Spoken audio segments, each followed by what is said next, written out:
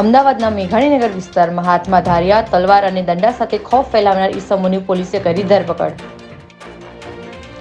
આજથી વડાપ્રધાન 2 દિવસના ગુજરાત પ્રવાસે. જીએમડીસી ગ્રાઉન્ડ ખાતે 8,000 કરોડના કામોનું લોકાર્પણ અને ખાતમુહૂર્ત કરાશે.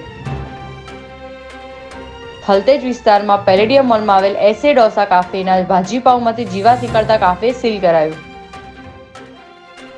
ચાંદખેડાની 10મી સોસાયટીના મકાનમાંથી પોલીસે વિદેશી દારૂની 1,089 બોટલ સાથે 4ની ધરપકડ કરી.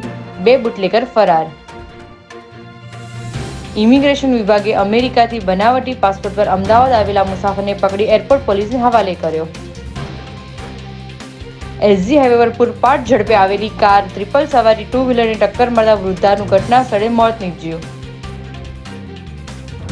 ઓડા દ્વારા રિંગ રોડને જંકશન ફ્રી બનાવવા બાકરોલ, હાથીજણ, રામોલ અને પાંજરાપોળ પર ફ્લાયઓવર બનાવાશે.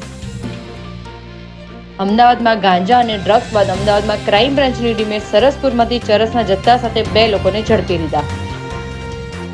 ખેડાના મૌદામાં ભડકાઉ પોસ્ટ મામલે ફરિયાદ કરીને પરત ફરતા યુવક પર 2,000ના ટોળાએ પથ્થરમારો કર્યો. સુરેન્દ્રનગરમાં ખનીજ માફિયાઓ બન્યા બેફામ.